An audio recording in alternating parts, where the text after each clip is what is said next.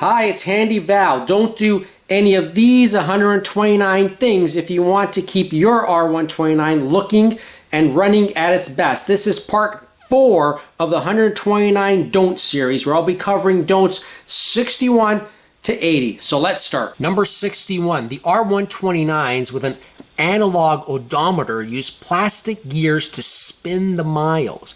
Those plastic gears deteriorate with age where the plastic gets brittle. If you press the reset button, especially when the vehicle is in motion, you can very likely break a piece of that gear, and if that happens, your odometer won't work. It's not the end of the world, as there are aftermarket gears available and reasonably priced, but they can be a pain to replace, as it means you need to remove the instrument cluster, take it apart. It's a bit cumbersome, but definitely doable. Number 62, this one is about the plastic windows. Do not try to dry clean the plastic windows. You will leave crazy swirl-like marks on the plastic. These windows should only be cleaned when wet and with car wash-like product. So lots and lots of suds. Never dry clean it in terms of like a little bit of dirt, some dust, and you get a towel or a microfiber. You're gonna make a mess of this window. Don't do it. Number 63, don't use products like WD-40 to loosen or lubricate those locks, or even the ignition key for that matter. WD-40 may temporarily work, but it's a magnet for dirt and dust and will ultimately clog your lock mechanism in a worst case scenario. Number 64, still on these locks, don't use powdered graphene to lubricate the locks. Graphene works well with indoor locks, although it can be messy, but it does not work well if it gets mixed with the outdoor elements like rain, and rain or car wash water will likely cause a mess. Number 65 is relevant to anyone who had to replace their door and glass. If you do so, there's a good chance that the glass window won't be in the right position, leaving a gap either here or there, or it won't reach the roof. If so, behind these Bruno Sacco covers, there's a handful of holes with Allen keys that can be turned to adjust the glass up or down or change its position, like higher in the front and less in the back. Likely not a problem for many with original doors and glass, but I thought I'd mention it here. Number 66, if you're storing the car for long periods indoors, like a garage, leave a sliver of the window open to allow for some air circulation in your cabin. This will limit the moisture and mold buildup in the car. Sometimes items like these silica packs are helpful in preventing excess moisture in the cabin. You could buy these anywhere if you can't leave your window open, for example. And these ones are specific. Mold, mildew, and sometimes, you could find these little packets as well.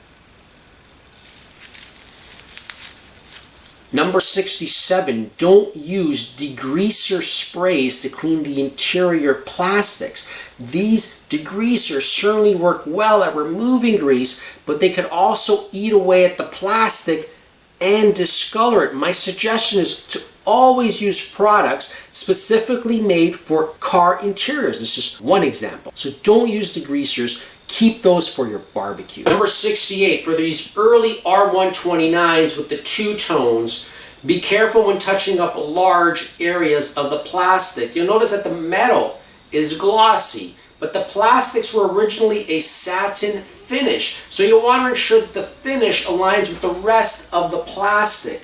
I, for one, this is me in particular, I use wax on the satin finish, so it almost seems like it has a semi-gloss sheen to it, but it's definitely not as glossy as the metal part.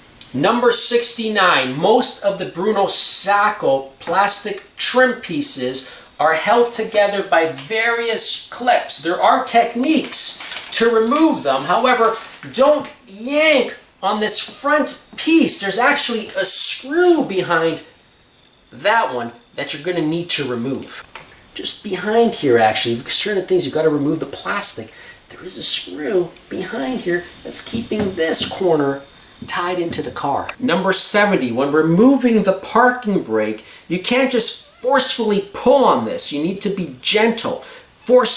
artfully pulling on it will certainly crack this old plastic lever. It's a common failure, but it is readily available and fixable with some effort. Number 71, on a relatively cold engine, you'll notice that the automatic gears don't upshift and sit in the lower gear longer than you'd expect. Don't go thinking that this is a problem with your transmission. It's perfectly normal and as intended by the Mercedes engineers that the car stay in a lower gear and revs higher until the car warms up, typically when the engine temperature is below 40 degrees Celsius or 100 Fahrenheit. In general, it's best to have the car warmed up before taking it on speeds in excess of 30 miles per hour, 50 kilometers an hour. You don't need to see operating temperature, but at the very least, make sure that the engine temperature needle is above its resting spot. 2, as we all know, these cars aren't gas guzzlers, but they aren't stingy on fuel consumption either. When the fuel light comes on, it typically means you have about 10 liters or 2.5 gallons of gas left. So plan your gas station stop accordingly. Unlike modern cars, when the light comes on, you could certainly do many miles and kilometers on it. These cars, there's not much you could do. Very few kilometers you can do, so be mindful of it. Number 73. This one is about jacking your car. The car has various jack points. Obviously, there's a rubber piece down here. Okay, there's a jack point right there. There's another jack point right there, as well as the 4 that you could see underneath the Bruno Sacco panels. That's the more obvious one that you could sort of see underneath the panel. And there's another one out there in the back.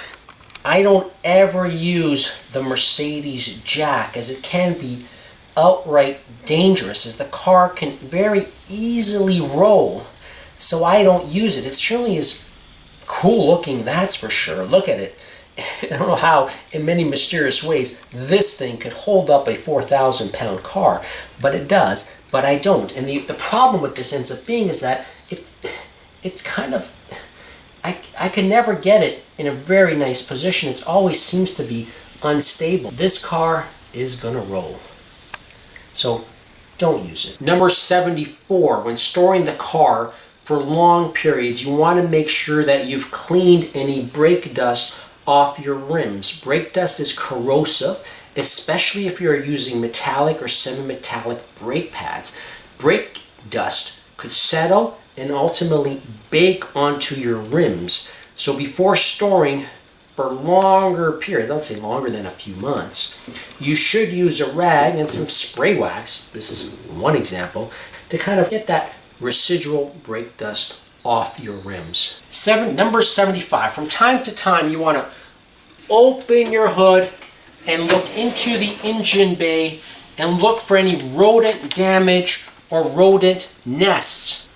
Likely if you have a rodent nest, you'll have other signs of rodents like in your garage, but sometimes you can leave the car parked at some other place other than your residence for a night or two, and a mouse can come in and can do damage. So be familiar with your engine bay and know if something is off. It's always good to have a look, make sure things are still, it's just good. Forget about even the mouse and the mouse nest. It's also good just to see if there may be anything leaking, if any wires may be disconnected, whatnot. Just get familiar with the inside of the engine bay. You may not need to know what every part does. You don't need to know what every part does, but just keep an eye out, look around, see if anything seems out of place. Number 76, if you won't be using the car for a while, don't just leave your leather alone. Use the opportunity to lather leather moisturizer all over the seats. This will keep your leather soft and not wear off as quickly as you aren't using your car. So a good time to do this could be in the winter months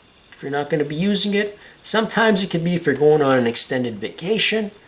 Layer the leather moisturizer onto the leather. Number 77, most of the R129s are made from good, strong metal that can resist rust. It's a hallmark of these cars, especially the earlier ones, but they apply to all of them. However, stone chips, given their low profile, are very common on these cars. And on a Benz of this era, it will take a few years for a stone chip to develop a rust spot, but that doesn't mean that you should neglect it. Most of us plan to keep these cars for a long time, so get on top of those stone chips early. Number 78, don't try taking any of these items apart, such as your sun visor or your center mirror, without being prepared to buy replacement parts. I can almost guarantee that if you try fiddling around with any of these plastic parts up here, you're going to break something. The tabs are very likely will break, if not the whole thing. So sometimes it's best to leave a few things as they are and live with the imperfection if you're not ready to go all the way for some sort of full replacement. So for example, my mirror flap on the driver's side is kaput, it's broken. Now, I ended up using a Velcro to keep this piece, or a Velcro strip inside to keep this from being lost or being dangled in the wind. It's not perfect, but there's nothing wrong with that. I can live with that. So there are a few things. Just make sure if you're not ready to go all the way, don't go fiddling around too much. Number 79 is valid for all cars. A dirty cabin filter located here can put a lot of stress on your heater blower fan to the point that it could cause damage to it. So my advice is don't neglect your cabin filter. It's only $20. But a busted blower fan is going to cost you a hell of a lot more. I may be exaggerating here, but there is truth to it. I have a video on how to replace the filter, and it's in the video description. This is very important if you just bought your R129, as these cabin filters are very often completely forgotten and in horrible condition, restricting complete airflow to the interior. Number 80, don't wash the engine bay by using water liberally. I see a lot of videos where people do this, sometimes with a pressure washer. I'd be very hesitant.